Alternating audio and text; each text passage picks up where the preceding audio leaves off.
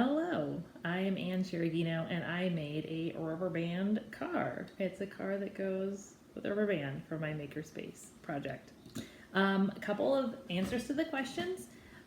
What is the benefit for students? I saw the big benefit being the creativity for the students. So being able to not only design a car, but then also figuring out how they can alter it, like what the effect of the performance is, or what the effect of the different things is on the car. So the size of the wheels, would they need to alter those in order to make it go the specific distance? I also really liked that for this one, I designed it. I mean, I liked it, but I designed it that it had to go between 5 and 10 feet. I feel like that gives the students something to shoot for and to think about for their modifications. So it's not just a question of does the car go, but does it go the specific distance? Is it going too far? Is it not going far enough? And that gives them the opportunity to change it in the way that they might need to.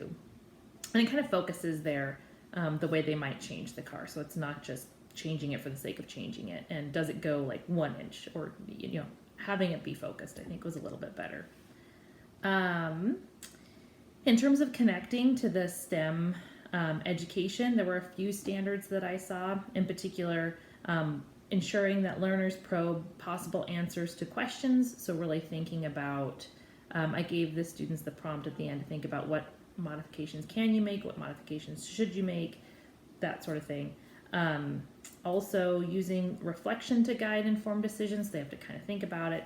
But then for sure, that explore section under the standards is definitely there. Problem solving through a cycle of trial and error, persisting through self-directed pursuits by tinkering and making. So all of that is involved in this one. So I thought there was quite a bit to connect the STEM education to the what I would be doing in the library through the Makerspace project. When I was thinking about things to do, I have an 8-year-old and he has just a ton of Legos. And so I was like, let's do something with Legos because it seems like that would be something that we could do. And so then it was kind of thinking through what could we do that would be a creative thing that also kind of solves a problem, because that seems to be the main focus of a makerspace, is how do you solve that problem. It wasn't a terribly difficult project to do. In fact, I think finding the pieces that we needed for like the essential parts, the Technic pieces that we needed among all of his Legos was probably what took the most time. But I think that it was something that if I was doing it in a makerspace, like in the library, I would have had the set like group of pieces that they needed to make just the very basic, like the outline, the bottom, and the wheels and the axles and stuff. I would have had that ready to go for them. So that probably wouldn't have been an issue, sort of looking forward. But it wasn't terrifically difficult. I think we did it probably, he and I did it in about half an hour or so by the time we got the pieces ironed out and then decorated it and figured out what colors we wanted and stuff like that. Challenges. In my mind, this is probably a pair or group activity. I think probably a group no bigger than 3. So, but even with pairs and groups that are small, you still have those dynamics of the group activity, right? So there is that. Also, just the sheer number of Legos. Like, I think that you putting together like a bag or a starter kit of the pieces that you for sure need for the axles and wheels probably wouldn't be difficult. But having just so many other Legos as options for adding weight or dimension or streamlining it, like that kind of thing would be maybe a little bit tricky. Also, for some students, I think they would maybe have a hard time figuring out the kinds of changes that they would need to do. So this does kind of require students to have a basic understanding of some parts of physics.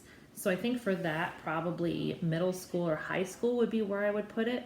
And for some students, they may not necessarily understand and be able to conceptualize how to change something on the car in order to make it do what they need it to do in terms of balance or modifying it for weight, for distance, that kind of a thing.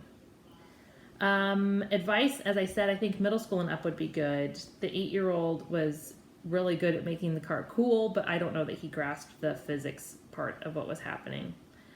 I think that there are definitely some students who would struggle with the modifications, as I mentioned.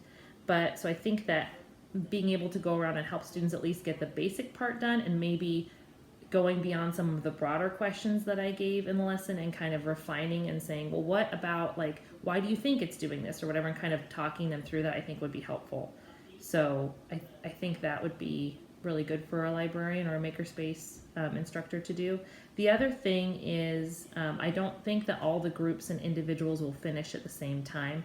So kind of knowing that you're going to have another part of a lesson or a lesson in your back pocket to kind of extend the time in the library for those who need more time to finish. How much did it cost? It cost me nothing because we had Legos and then we also had rubber bands in the house. So it was not difficult for me to do money-wise.